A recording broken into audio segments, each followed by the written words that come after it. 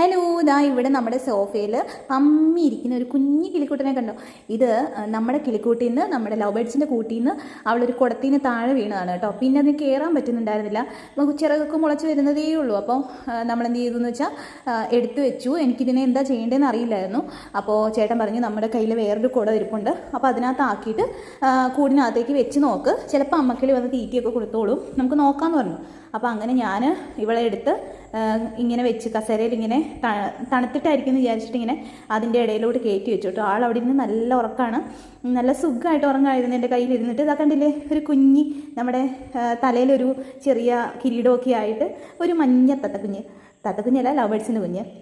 അപ്പോൾ ഇവളെ നമുക്ക് നമ്മുടെ കൂടിനകത്തേക്ക് ഇനി വിടണം. അപ്പോൾ അതാണ് ഞാൻ ചെയ്യാൻ പോകുന്നത്.